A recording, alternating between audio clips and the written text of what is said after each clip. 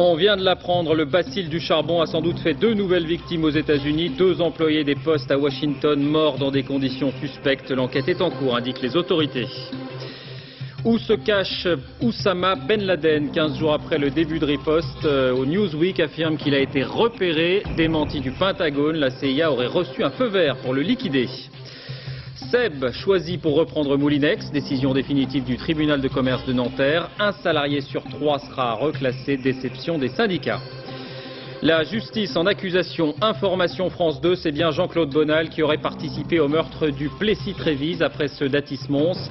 Pourquoi a-t-il été libéré? Notre enquête et notre débat face à face. Un policier, Bruno Béchiza, et un juge, Valérie Turcet. Bonsoir messieurs et à tout à l'heure. Faut-il rallonger les vacances de la Toussaint? Jack Lang est pour une 2e semaine. Le premier trimestre est trop long, dit-il, mais ça ne sera pas pour tout de suite.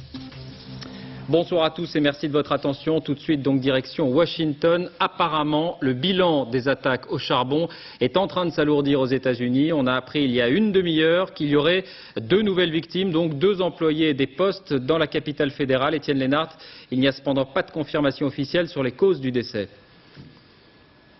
Oui, il faut être très prudent, David. Les autorités ne confirment pas pour l'instant que ces 2 employés des postes sont effectivement décédés de la maladie du charbon, mais elles disent qu'il y a de très forts soupçons. Et ce, tout simplement parce que ces 2 personnes travaillaient dans le même centre de tri postal, ce centre qui distribue le courrier au Congrès américain. Vous savez qu'une lettre a été envoyée la semaine dernière, une lettre piégée au bacille de charbon à un sénateur, qu'une 3e personne, celle dont nous vous parlons depuis hier soir, une 3e personne, elle, a développé la maladie sous sa forme pulmonaire, la forme la plus grave. Et les autorités sont inquiètes parce que toutes ces personnes, finalement, n'ont pas ouvert la lettre ou le pli. Ils l'ont tout simplement manipulé en le triant. Et de façon préventive, elles ont donc ordonné à tous les employés de ce centre de tri postal, 2000 au total, d'être mis sous antibiotiques et d'effectuer des tests. Et nous attendons donc la confirmation que les 2 employés qui viennent de décéder ce matin sont bien morts de la maladie du charbon. Merci Étienne. Nous vous retrouverons bien entendu dès que vous disposez de nouvelles informations à ce sujet. Avec ces 2 nouveaux cas, s'ils étaient confirmés, restons prudents bien sûr, le bilan aux États-Unis serait alors de 3 morts, 7 malades, dont 2 par la forme pulmonaire et 29 personnes contaminées dans 4 foyers géographiques différents. Nous allons en Russie maintenant. On a déjà indiqué que les anciennes républiques soviétiques avaient travaillé sur la bactérie.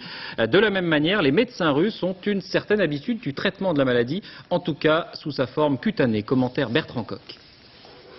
La maladie du charbon sous sa forme cutanée. Ici, les malades sont russes, mais l'infection est en train d'acquérir la célébrité universelle comme ultime avatar de la menace terroriste. Dans la Fédération de Russie, le charbon n'est pas une abstraction, mais une maladie vivace. Tous les ans, entre 25 et 30 cas sont signalés et traités. On l'appelle l'ulcère sibérien, dit le professeur Orlovski, parce que là-bas en Sibérie, il existe depuis toujours. Pour nous, au contraire des Américains, cette maladie n'a rien d'exotique ni d'effrayant.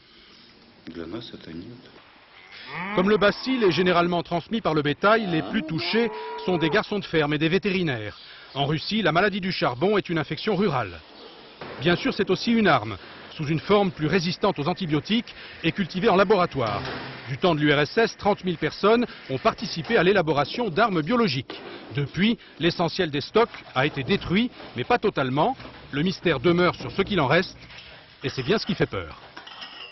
En France, toujours pas un seul cas de la maladie du charbon, c'est ce qu'a indiqué Bernard Kouchner tout à l'heure. Le ministre de la Santé a fait le point sur les chiffres. 1000 alertes au total la semaine dernière et des commandes d'antibiotiques qui ont fait un bond. Elles auraient été multipliées par 10 auprès des fabricants. Bernard Kouchner qui a lancé un appel à la raison. Jean-Daniel Flézaquier. Quand il débute sa journée de consultation, le docteur Clavero sait déjà de quoi vont lui parler la plupart de ses clients. Dans mon cabinet, un patient sur 2 parle de terrorisme, de maladie du charbon et d'autres d'ailleurs. Est-ce que vous avez déjà prescrit des médicaments à ce propos-là, justement? Non, absolument pas. Je crois que le rôle du médecin de famille est de rassurer la population, puisque actuellement le risque est peut-être légitime, mais il n'est pas réel. Pourtant, l'industrie pharmaceutique voit actuellement s'envoler les commandes de certains antibiotiques de la famille des quinolones. Ces produits pourraient être utilisés pour traiter la maladie du charbon, mais en France, il n'y a pas un seul cas de cette maladie. Bernard Kouchner demande donc aux médecins de ne pas prescrire ces antibiotiques à titre préventif. Non seulement ça n'est pas nécessaire, mais c'est contre-productif car nous créons des résistances à des antibiotiques très étroits et à des antibiotiques très spécifiques et très chers d'ailleurs, dont on se passerait très bien. Des antibiotiques qui peuvent provoquer parfois des effets secondaires graves, des réactions toxiques au soleil, des tendinites, mais surtout des ruptures spontanées du tendon d'Achille. La France a le record des fausses alertes au charbon. Elle n'a pas besoin d'avoir en plus le record des prescriptions inutiles. Oui, et pendant ce temps, les condamnations continuent pour ces fausses alertes. 1 mois de prison ferme tout à l'heure pour un permanent syndicaliste d'Eurocopter qui avait envoyé un courrier suspect, par plaisanterie, dit-il. La riposte alliée maintenant, l'intervention au sol des premiers commandos a relancé la question. L'armée américaine sait-elle où se trouve Oussama Ben Laden? Objectif premier de cette opération. Oui, répond la presse américaine, qui s'interroge d'ailleurs sur le bilan de ces 2 premières semaines de frappe. Le Pentagone, lui, reste beaucoup plus évasif. Sur place à Washington, on retrouve Étienne Lénart avec Aaron Diamond. Depuis le 11 septembre dernier, le chef des armées a clairement fixé à ses troupes l'objectif à atteindre. On va les sortir de leurs trous, les faire courir et les traîner devant la justice. Encore faut-il savoir où Oussama Ben Laden se cache. Dans un relief que l'on sait extrêmement difficile à pénétrer, certaines sources prétendent ici aux États-Unis que Ben Laden aurait été repéré dans un périmètre d'une vingtaine de kilomètres carrés. Information démentie par les autorités américaines, information surtout fluctuante, car selon les experts, Oussama Ben Laden bouge, et plutôt de nuit pour éviter d'être repéré. Il est très difficile de trouver des gens dans ce pays. Il change tout le temps de place. Ben Laden a l'habitude de faire diversion. Il organise des convois sans personne dedans, d'autres fois les convois sont pleins. Il change d'endroit d'une nuit à l'autre. Deuxième question sensible, Ben Laden doit-il être éliminé? George Bush en aurait donné l'ordre signé à la CIA, alors que depuis 40 ans, les services du contre-espionnage ne sont en théorie pas habilités à éliminer physiquement un adversaire à l'extérieur du territoire américain. L'armée américaine sait aussi se montrer humaine. Tout dépend des circonstances. Mais si l'on doit se défendre, alors les balles vont voler. Bref, tout est affaire de circonstances, les États-Unis sont en guerre, et comme le disait un expert ce matin, pour qu'Oussama Ben Laden soit jugé devant un tribunal ou qu'il soit tué dans un bombardement, il faudra d'abord et avant tout le trouver. Pas de pause dans les bombardements aujourd'hui, mais comme le montrent ces images de Kaboul tournées ce matin, les grandes villes n'ont pas été pour l'instant prises pour cible. L'aviation américaine aurait concentré ses frappes sur les positions des talibans, sur la ligne de front au nord de la capitale. Elle aurait aussi bombardé par erreur des postes de l'opposition sur cette même ligne de front. C'est ce que rapportent des photographes qui suivent les hommes de l'Alliance du Nord. Il n'y aurait pas de blessés. En revanche, les talibans affirment que le bombardement de l'hôpital d'Herat, dans l'ouest du pays, aurait fait 100 morts hier. Le bilan serait de 1000 civils tués depuis le début des opérations. Information invérifiable, bien sûr. C'est la guerre des mots et la guerre des images aussi. Kaboul affirme par exemple que 2 hélicoptères ont été abattus et a laissé filmer des débris d'appareils. Paul de Genève. Ce matin, la télévision du Qatar montre ces talibans un train d'atterrissage à la main. Cette pièce Boeing appartiendrait à un CH-47, un hélicoptère des forces spéciales. Les talibans affirment avoir abattu 2 appareils. Le Pentagone reconnaît n'en avoir perdu qu'un, accidentellement, du côté pakistanais. Qu'y croire? Ces images ont été tournées sous le contrôle des talibans. Aucune précision sur la date ni le lieu. Cette guerre est aussi celle des images. C'est une guerre de propagande, une concurrence, une compétition entre des acteurs qui veulent chacun faire passer des messages conformes à leurs intérêts stratégiques. Là, en l'espèce, les talibans prennent l'initiative et contraignent l'armée américaine à la riposte. Samedi, Washington offre ces images, les premières et les seules des opérations au sol. Mais encore une fois, le Pentagone reste la seule source. Aucune précision de lieu ni de date. Ces images ont très bien pu être tournées vendredi dans le sud de l'Afghanistan ou au cours de manœuvres plus anciennes. Mon lancement à moi. Des nouvelles encourageantes de Michel Perrard, le journaliste de Paris Match, toujours retenu par les talibans. D'après Reporters sans frontières, les charges qui pèsent contre lui se seraient allégées. L'accusation d'espionnage a été abandonnée. Il ne serait jugé que pour entrée illégale sur le territoire. La tension reste vive à la frontière avec le Pakistan. Comme hier, un groupe de réfugiés afghans a forcé la frontière près de Shaman. Près d'1 millier de personnes seraient rentrées dans le pays. On est encore très loin des 100 ou 200 000 réfugiés attendus par la Croix-Rouge, qui insiste cependant sur la détresse de ceux qui restent bloqués en ce moment en Afghanistan. Le conflit côté opposition maintenant, avec le portrait d'un de ces hommes qui pourrait être appelé à jouer un rôle de premier plan après le départ des talibans. Il s'agit du commandant Daoud. Il tente de reprendre une ville stratégique du nord du pays, Taloqan, qui ouvre la voie sur Mazar-i-Sharif. Claude Sampère, Pascal Caron et Stéphane Langlais sur place. Ses seuls liens avec le monde extérieur, son téléphone satellite et sa radio. Chaque matin, le commandant Daoud, un des plus importants commandants des forces anti-talibanes, prend des nouvelles de la guerre, entouré par ses principaux lieutenants. Aujourd'hui, les infos sont excellentes, dit-il. Le fils du Mollah Omar a été tué et les bombardements américains continuent sur les camps des terroristes. Les nouvelles sont bonnes et pourtant le commandant est préoccupé. La nuit précédente, pendant 20 minutes, des hélicoptères américains ont survolé le secteur. Le commandant Daoud ne sait absolument rien sur cette opération. Toujours avec sa petite radio dans les mains, il se rend sur la ligne de front. Dans la voiture, il tente de capter la BBC ou la Voix de l'Amérique. Il voudrait comprendre ce que faisaient ici ces hélicoptères américains. Sur la ligne de front, il vient chaque jour discuter avec ses hommes. Il leur remonte le moral et leur explique qu'il faut patienter avant d'attaquer. Leur objectif, reprendre la ville de Taloqan, à 20 km d'ici, derrière ces montagnes. Une ville qu'ils ont perdue il y a 1 an face aux talibans, après 30 jours de siège. C'est calme pour le moment, mais je vais les réveiller, dit-il en souriant. Et quand on lui demande s'il va reprendre Taloqan, il répond « Bien sûr, et vite ». 3 minutes plus tard, il ouvre le feu. 2 obus sur des montagnes à plusieurs kilomètres. Le commandant Daoud est content. En plein dans le mille, dit-il à ses hommes. Ils n'ont pas l'air vraiment convaincus. À la fin de la journée, le commandant Daoud n'en savait guère plus sur la présence de ces hélicoptères américains dans le secteur. Le commandant manque cruellement d'informations. Il manque également de munitions. Il espère maintenant que les choses vont changer rapidement, que les Américains vont vraiment l'aider afin qu'il puisse lancer une véritable offensive.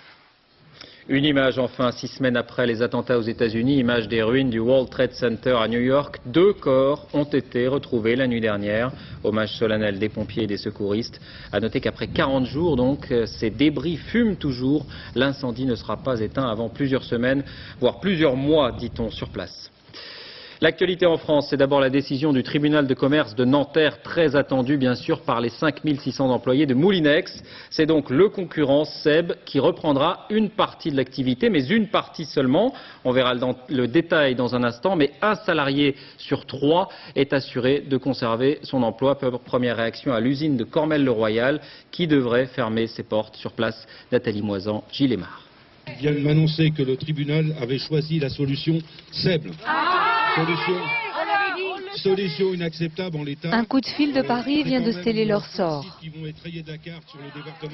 Évidemment, la déception prédomine. Les 1100 salariés de Cormelles-le-Royal savent que Seb n'a pas prévu de reprendre leur usine. On n'a plus d'espoir. On va partir comme des malpropres. Il n'y a pas d'autre mot. Ça fait combien de temps que vous êtes ici, Reine? Ça fait 30 ans, mois de mai. Que voulez-vous y faire? On va se retrouver tous dans la galère. Depuis le temps qu'on attend, ça fait des semaines qu'on est sur le parking à attendre. C'est un soulagement d'un sens, mais on a mal au cœur quand même de l'autre. Hein. On s'y attendait, mais quand le trou vous tombe dessus, ça fait mal. Ça fait mal, très mal. 5 semaines se sont écoulées depuis le dépôt de bilan, 5 semaines qui ont usé les nerfs des plus fragiles. Rapidement, les esprits s'échauffent. On va partir de là, ça a un honte, on va fermer ta gueule, non? Et puis c'est les deux qui ont besoin de pognon. C'est du boulot, c'est pas la merde. Mais il n'y en aura pas de boulot, mais arrêtez de... La colère des plus déçus se tourne alors contre le seul élu qui a osé se présenter à l'usine. Eh ben, on a raison de plus pour se battre davantage. Il faut se mobiliser, c'est pour ça qu'on est là. Non, rassembler... Faut-il organiser de nouvelles manifestations comme le proposent les syndicats ou tenter un coup d'éclat désespéré? Le débat n'est pas tranché. Cette nuit, une nouvelle fois, les salariés occuperont l'usine. Alors, pour bien comprendre le détail de ce plan de reprise maintenant, il est commenté par le patron de SEB qui nous a accordé un entretien. Laurent Bailly, Joseph Bachtik. Un peu perdu dans cette forêt de micros, une nouveauté pour lui, Thierry de la Tour d'Artaise, président de SEB, est l'homme du jour.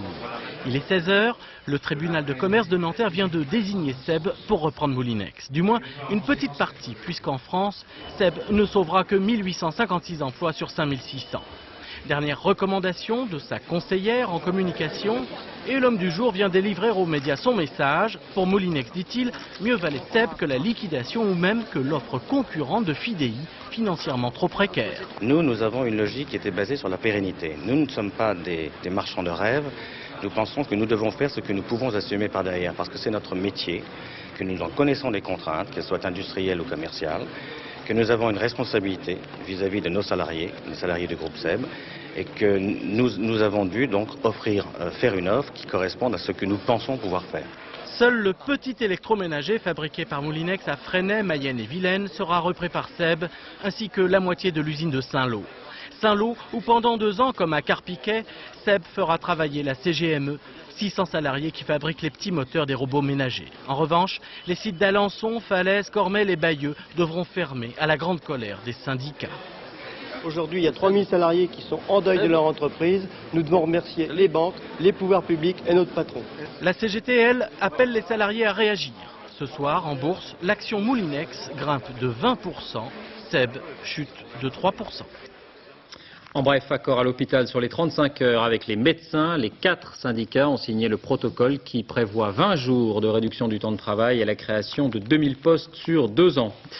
Pas d'accalmie chez les policiers après les affaires du Plessis, Trévise et d'Amiens. Manifestation ici à l'initiative de plusieurs syndicats dans le 15e arrondissement de Paris.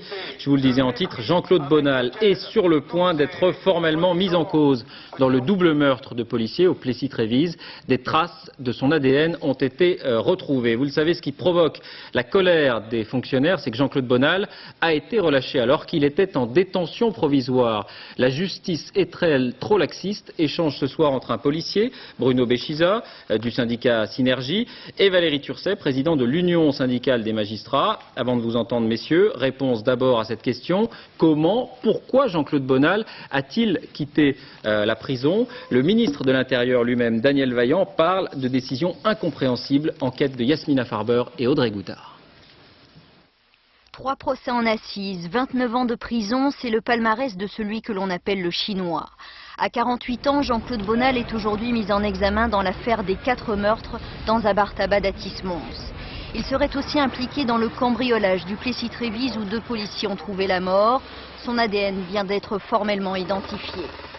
Jean-Claude Bonal était pourtant sous contrôle judiciaire dans le cadre d'une autre affaire, le braquage d'un bureau de change au printemps, boulevard Haussmann à Paris. Après 2 ans de détention provisoire, il est libéré le 12 décembre 2000.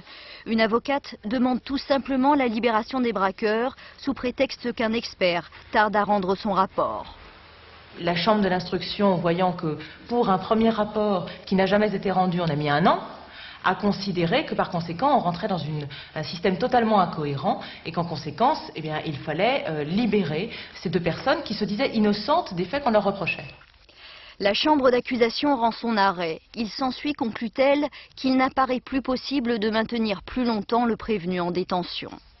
L'avocat d'un homme blessé par balle pendant ce braquage se souvient aussi d'un oubli du magistrat instructeur dans l'ordonnance de maintien en détention.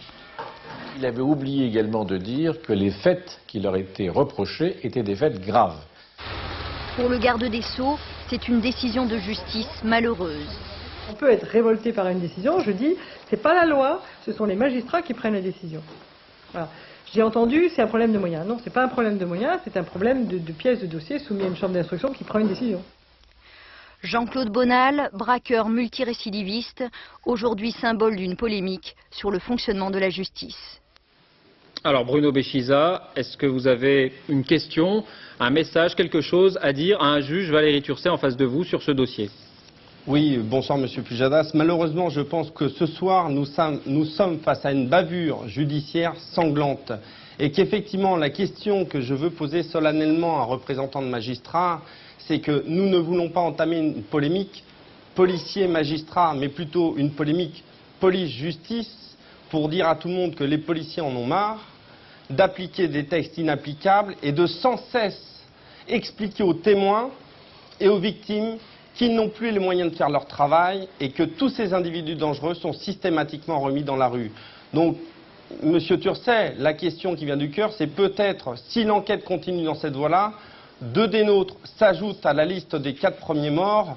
Je pense que nous pourrions ensemble faire un geste face à nos ministères respectifs pour qu'enfin les politiques prennent conscience qu'ils ont fabriqué des machines à impunité. Alors, Valérie Turcet. Oui, eh bien, il faut bien reconnaître que dans cette affaire, la loi a été appliquée. Et c'est ça le problème. Je viens d'entendre notre ministre de la Justice dire que ce sont les magistrats qui prennent les décisions. Ah oui, elle dit que c'est pas la loi, ce sont les magistrats. Mais bien sûr que si, mais j'invite tous les spectateurs à relire les débats parlementaires qui sont parus au journal officiel, à entendre les déclarations qui ont été faites par les parlementaires de droite comme de gauche, par les ministres de la Justice successifs, nous expliquant qu'il y avait beaucoup trop de gens en prison, que nous, justice, nous étions trop répressifs et qu'il fallait, au nom de la présomption d'innocence, incarcérer moins de personnes et relâcher ceux qui étaient incarcérés. D'accord, pour l'intention générale, Valérie Turcet, mais là, vous avez entendu l'enquête d'Audrey Goutard. On a oublié de dire que c'était des faits graves, donc qui pouvaient justifier la prolongation de cette détention. En aucun cas, le fait de, comme le dit votre reportage, oublier de dire que c'est des faits graves ne constitue une erreur. C'est évident que ce sont des faits graves. Et nous, magistrats, on nous reproche souvent de motiver de manière artificielle en disant que ce sont des faits graves. En l'espèce, le système judiciaire a fonctionné normalement, et c'est ça le problème. Le problème, c'est de savoir si les citoyens admettent ces lois successives, ces discours. Attendez, il y a quand même les magistrats pouvaient se prononcer en sens inverse dans ce dossier. La loi présomption d'innocence se serait appliquée dans quelques jours, et cette loi, pour les faits de matière criminelle, cette loi prévoit que la détention est limitée à 2 ans. Mais elle n'était pas encore applicable à l'époque. Elle n'était pas encore applicable, mais elle se sera appliquée dans quelques jours. Donc, en l'espèce, moi je récuse totalement, et j'ai bien entendu ce que disait le précédent interlocuteur, il a parfaitement raison. Ce n'est pas une faute des magistrats, c'est un dysfonctionnement du système judiciaire qui est dû aux lois successives qu'on nous vote pour réduire les délais de mise en détention, pour empêcher... Est-ce que vous savez qu'aujourd'hui, quelqu'un qui commet un vol simple, ne peut pas être placé en détention provisoire, parce que c'est la loi qui l'interdit. Donc, je crois que nous allons dire, nous magistrats, avec un certain nombre de syndicats de policiers, il y en a assez de ce discours qui nous traite une fois d'être des gens qui incarcèrent, et l'autre fois, lorsque nous libérons, d'être des laxistes. Nous ne sommes ni répressifs ni laxistes, nous appliquons la loi, c'est le problème des pouvoirs publics, et je ne sais pas quelle était l'intention exacte du garde des Sceaux, mais je trouve extrêmement grave qu'elle renvoie à des magistrats la responsabilité qui est celle d'un système dû aux lois successives votées par tous les pouvoirs publics, de droite comme de gauche. Bruno Béchiza, à vous la conclusion. Oui, la conclusion, c'est qu'effectivement, il faut se souvenir qu'on est au bas mot à 4 morts. Et qu'effectivement, je récuse pour ma part aussi les déclarations du garde des Sceaux, parce que le magistrat qui à l'époque a pris cette décision s'inscrit dans le droit fil d'une vision angéliste qu'ont de nombreux politiques sur des voyous, qui sont des individus dangereux. Et malheureusement, ceux qui à la fin payent cette vision angéliste d'une insécurité qui se vit, et malheureusement ceux qui aujourd'hui font les lois ne vivent plus cette insécurité, et c'est là où naît le divorce. Merci à vous deux. On a compris la controverse entre professionnels. Vous renvoyez aux politiques, eh bien on va les écouter aussi, car cette affaire donne lieu à une polémique. L'Union en mouvement, qui veut regrouper les élus RPR et UDF, tient en ce moment une réunion consacrée précisément à ces questions de sécurité. Sur place, Philippe Boisserie, Cyril Paquier. L'Union en mouvement ne pensait pas être à ce point d'actualité en organisant son débat parisien sur le thème de l'insécurité. La remise en liberté de Jean-Claude Bonnal est dans tous les esprits, et certains pensent qu'il est temps aujourd'hui de changer la loi. La tolérance zéro ne doit pas être réservée aux délinquants anglo-saxons. La tolérance zéro, c'est un état d'esprit que nous devons également appliquer dans notre pays. Mais en l'occurrence, s'agissant des mineurs délinquants, et s'agissant des multirécidivistes, oui, je crois qu'il faut bien changer la loi. Je ne pense pas que la loi sur la présomption d'innocence qui a été présentée par Mme Guigou et acceptée par la majorité actuelle soit une bonne loi. Ou alors il fallait mettre des moyens supplémentaires. Ça n'a pas été le cas. Pour d'autres, ce n'est pas tant la loi qui est en cause que les moyens justement accordés à la justice. Aujourd'hui, la priorité, c'est la sécurité et la justice. On ne peut pas faire des lois comme ça sans prévoir la suite des événements. Je trouve que c'est du travail d'amateur et c'est du travail de gribouille. Ce soir, élus et militants ont convié à leur discussion des policiers et des magistrats. Une façon de reconnaître que le débat est certes politique, voire électoral, mais aussi un débat de société. En bref, deux proches de Charles Pasqua inculpés de blanchiment à Monaco. Il s'agit des hommes d'affaires français Robert Feliciaggi et Michel Thomy. Et puis justice toujours avec cette information donnée par le procureur Éric de Montgolfier lui-même. Un contrat d'1 million de francs aurait été passé l'an dernier pour le supprimer. Olivier Théron. Sa tête a été mise à prix 1 million de francs par le milieu niçois. L'information remonte à juin 2000, mais elle n'a été rendue publique que ce matin à Marseille. Éric de Montgolfier, pourtant si médiatique, ne l'avait jamais dit pour préserver ses proches. Il a même toujours refusé une protection policière. Il n'y a pas trois solutions, il y en a deux. Ou bien vous faites face, parce que bon, c'est comme ça fait partie de l'existence professionnelle. Ou bien vous allez vous terrer. C'est pas dans mon caractère de me terrer. Et puis je ne suis pas persuadé qu'une protection, si haute soit-elle, si importante soit-elle, vous protégera. Éric de Montgolfier, d'une certaine façon, a eu de la chance. Le commanditaire supposé de son assassinat, un truand niçois, a été lui-même abattu lors d'un règlement de compte. Mais c'est bien la preuve que le procureur dérange dans le milieu de la Côte d'Azur. Tout comme dérangé, le juge Pierre Michel, assassiné à Marseille il y a 20 ans, presque jour pour jour. L'actualité à l'étranger maintenant, d'abord le statu quo en Israël. Image pour commencer de ce Palestinien qui a ouvert le feu avec un pistolet automatique contre la foule dans un quartier juif de Jérusalem-Ouest, faisant 4 blessés avant d'être tué par un soldat. Apparemment c'est une querelle d'argent avec son employeur qui serait à l'origine de ce geste, mais le djihad islamique vient de revendiquer cette action. L'armée israélienne occupe toujours ce soir 6 villes dans les territoires autonomes. La situation semble bloquée. Sur place, Charles Anderlin. À l'heure qu'il est, les combats se poursuivent dans la plupart des villes de Cisjordanie où l'armée israélienne réoccupe des zones autonomes. Les échanges de tirs sont quasi permanents, aussi à Bethléem où les chrétiens sont profondément choqués par les tirs dirigés hier sur la basilique de la Nativité. 2 balles ont pénétré dans l'église Sainte-Catherine durant la messe. Nous avions l'habitude de dire que l'église et la place de la Nativité étaient les endroits les plus sûrs au monde. Maintenant, il y règne la peur. Le père Ibrahim est persuadé que les tirs venaient de la direction de la colonie israélienne d'Abu Ghneim, à Homa, au sud de Jérusalem. Tout près se trouve également une position de chars. Le démenti de l'armée israélienne. Même lorsqu'il y a des tirs du côté palestinien provenant d'églises ou d'établissements religieux chrétiens, les ordres sont très stricts. Nous ne tirons pas vers les sources de feu. Les pères franciscains affirment qu'il n'y avait aucun tireur palestinien près de la basilique au moment de l'incident.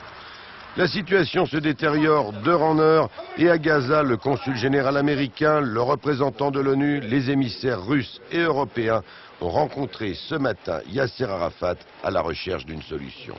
Ils doivent compter avec la pression de la droite israélienne. Elle exige d'Ariel Sharon qu'il en finisse avec l'autorité palestinienne, expulse Arafat de la région. Cette manifestation se déroule en ce moment même à Jérusalem. En bref, Lionel Jospin à Moscou pour resserrer les liens avec la Russie. La France n'est que son 10e partenaire commercial. Lionel Jospin qui a rencontré aujourd'hui son homologue russe et qui a affirmé que le terrorisme tchétchène devait être combattu, mais que la plus grande attention devait être portée aux populations civiles. Lionel Jospin qui rencontrera le président Poutine demain. Le premier vol transatlantique d'un Concorde depuis l'accident de juillet 2000, un vol test effectué par British Airways quelques jours avant la reprise des liaisons commerciales. Romuald Bono. Avec 10 minutes d'avance, le Concorde de la British Airways se pose sur la piste humide de New York. Depuis le décollage à Londres, plus de 3 heures de vol, scrutés seconde après seconde par les 92 techniciens présents à bord. Au cœur de leurs préoccupations, le comportement des nouveaux pneus Michelin, plus résistants et surtout conçus pour ne plus exploser en larges débris. Autre vérification, les réservoirs situés dans les ailes ont été blindés avec ce revêtement en Kevlar. Enfin, les circuits électriques dans le puits d'atterrissage ont été gainés pour réduire les risques de court-circuit, un vol test apparemment très concluant. Tellement de gens ont travaillé si dur depuis ces 14 derniers mois pour que cet avion puisse voler à nouveau. C'est un honneur à leur travail d'être ici. Ces tests d'aujourd'hui vont autoriser la reprise des vols commerciaux le 7 novembre prochain. Depuis vendredi, 3000 billets ont été vendus. Il faut dire que la compagnie britannique a consenti des réductions de plus de 50% pour les clients inscrits avant ce soir minuit. Des clients prêts quand même à débourser plus de 30 000 francs pour un aller-retour entre Londres et New York. À Toulouse, nouveau grief contre l'usine AZF. 12 tonnes de poissons seraient morts dans la Garonne. Motif, l'usine serait en train de se débarrasser illégalement de ces produits dangereux. À Toulouse, Isabelle de Lyon, David Brez. Cette anguille en témoigne, tout le bras inférieur de la Garonne à Toulouse est mort. Plusieurs tonnes de poissons empoisonnés par l'ammoniac, les pêcheurs sont furieux. Tout le travail est anéanti. L'an passé, on avait enlevé un brochet et cendres. Là, on a eu samedi sur des petits cendres, dans de la reproduction naturelle. Mais ça, il faudra attendre des années pour refaire cette situation, ce qui est très grave pour le monde de la pêche. Coupable, AZF. L'usine nettoie ses installations d'ammoniac. Les rejets gazeux partaient dans l'air, affolés des Toulousains déjà traumatisés. Alors l'industriel a décidé de les envoyer dans l'eau, à forte concentration, sans tenir compte du débit du fleuve, au plus bas. Nous maîtrisons parfaitement ce que nous faisons. Simplement, il y a à certains moments une appréciation qui peut être fausse, puisqu'on a fait une fausse appréciation du risque que cela provoquerait. Selon l'industriel, ces opérations étaient avalisées par la direction régionale de l'industrie. Mais le préfet n'a été averti qu'une fois les dégâts accomplis. Ce qui a été fait est tout à fait inacceptable. Je dirais en plus dans ce climat où il est essentiel qu'il y ait une confiance entre les industriels, l'administration et la population. La pollution est en baisse, sans danger pour l'homme. Aujourd'hui, l'usine a commencé ses expéditions d'ammonitrate en assurant qu'elles font l'objet d'une surveillance particulière. On aimerait la croire. Les vacances, elles commencent bientôt, à la fin de la semaine, dans certaines académies. Question, une semaine de repos, est-ce suffisant? C'est Jack Lang lui-même qui la pose, cette question. Le ministre de l'Éducation, qui veut en discuter avec les professeurs et les élèves, se demande si le premier trimestre, le plus long des 3, ne demande pas une coupure plus importante. On l'écoute avant d'entendre les intéressés. Le premier trimestre de l'année scolaire est trop long. Donc, il ne me paraîtrait pas absurde que dans le futur, l'on puisse augmenter le nombre de jours de repos au premier trimestre, au moment de la Toussaint.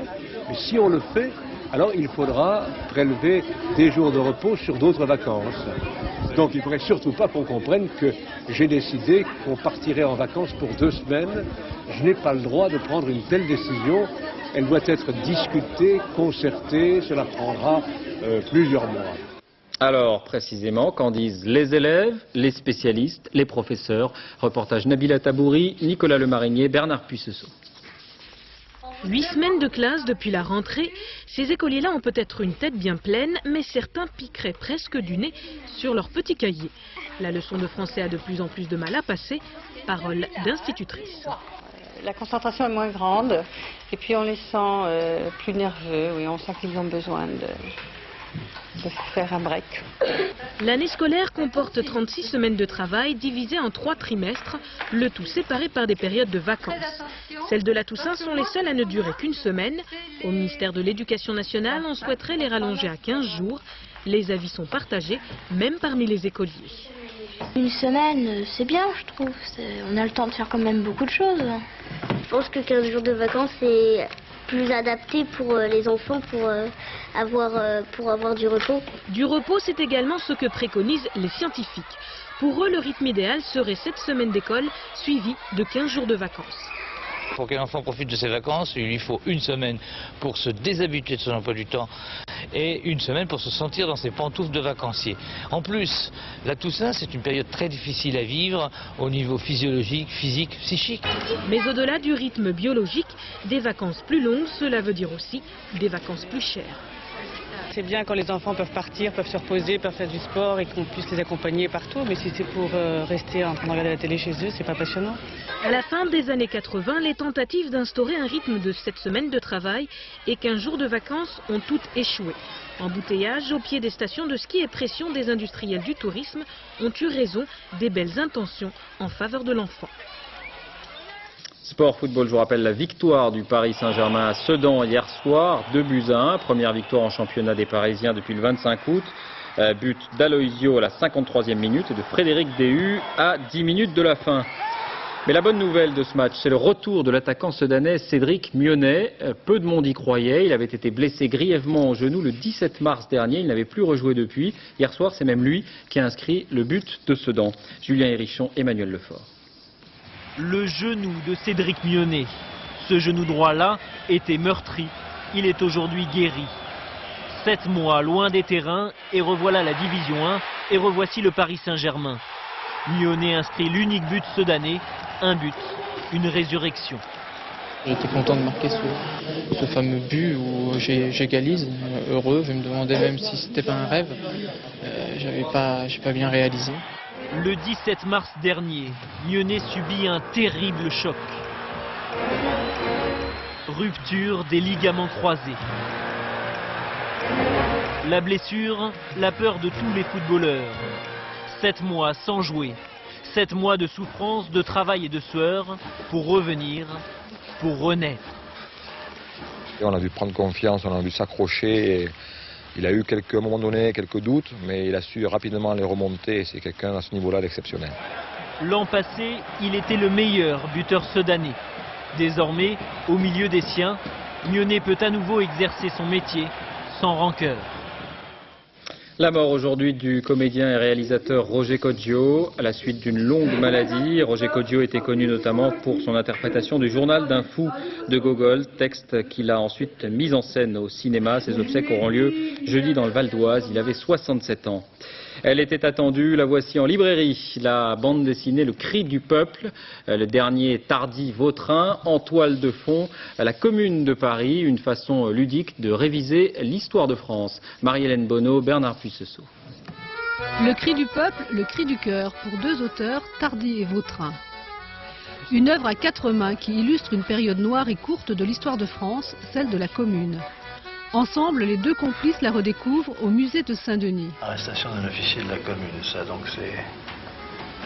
déjà être au mois d'avril. Les bonnes tronches. Il y a vraiment les gens du quartier qui sont venus, les gosses. Épopée rouge sang racontée en noir et blanc. 18 mars 1871, la guerre face aux Prussiens est perdue. Le peuple se révolte contre le gouvernement de Thiers. Les soldats sont envoyés sur la butte Montmartre, mais ils fraternisent avec les insurgés. C'est une époque absolument fulgurante. C'est en 2 mois et demi une torche qui s'allume et qui s'éteint, une utopie révolutionnaire qui prend naissance chez les gens du peuple et qui renvoie le pouvoir brusquement au rencard. 28 mars, la Commune de Paris est proclamée. Elle durera 72 jours. Pour illustrer le roman de Vautrin, Tardy a travaillé 3 ans, étudié des centaines de documents au détail près. Alors regarde, tu vois le truc de tabac, la carotte là. Ah oui, ça existait déjà ça. Ouais. À la manière des feuilletonistes du 19e siècle, les auteurs déroulent l'histoire comme un polar avec meurtre et mystère, les événements servant de toile de fond.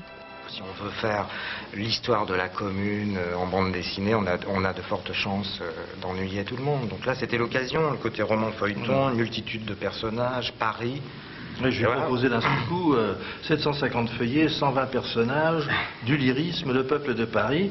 Et ce qui m'enthousiasme absolument, c'est la manière dont il a dessiné tout ça. Et c'est formidable pour moi de redécouvrir dans un 2e temps l'incarnation des personnages. Il faudra encore 2 tomes à Tardy et Vautrin pour achever l'évocation de cette période de l'histoire qui s'est terminée dans un bain de sang au mur des Fédérés. Avant de refermer ce journal comme prévu, retour à Washington où l'actualité se bouscule ce soir. Première information que nous vous donnions en début de journal. 2 nouveaux décès suspects d'employés des postes à Washington. Étienne, est-ce qu'on a la confirmation que ces décès seraient liés au bacille du charbon ? Non, il y a de très forts soupçons que ces décès sont liés, mais il n'y a pas de confirmation de la part des autorités sanitaires de la capitale américaine. En revanche, on a appris qu'un employé de plus venait de développer la maladie du charbon sous sa forme pulmonaire. Nous vous parlons depuis hier soir d'un premier employé. Il y en a donc désormais 2. Je voudrais très rapidement vous rappeler donc le bilan sur l'ensemble des États-Unis. 42 personnes ont été exposées depuis le début de cette affaire à la maladie du charbon. Seulement 10 ont été infectées, c'est-à-dire qu'elles ont développé la maladie. Et parmi celles-ci, une est décédée. Et ce bilan, évidemment, ne tient pas compte des 2 personnes qui viennent de mourir ce matin à Washington et dont on ne sait pas avec certitude si elles sont mortes à cause de la maladie du charbon. Et puis la deuxième information, Étienne, elle est militaire, elle nous vient du Pakistan, d'Islamabad, une offensive de l'opposition afghane contre des positions talibans en présence de membres des forces spéciales américaines. Est-ce qu'il y a confirmation à Washington ?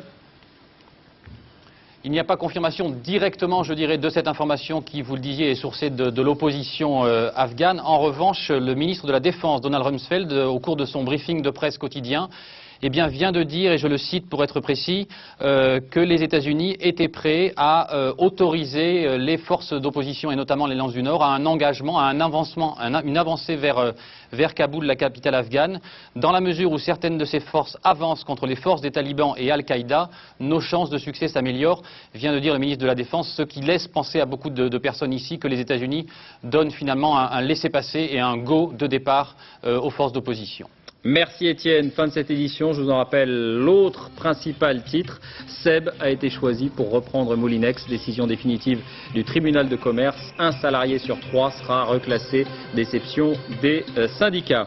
À suivre la météo, Nathalie Riouet. L'info sur France 2, 22h25. Mots croisés présenté par Arlette Chabot. Psychose en tout genre. Attentats et récession économique. Comment y faire face? Minuit, le dernier journal présenté par Jean-Claude Renaud et dès 6h30 demain. Télématin. À demain.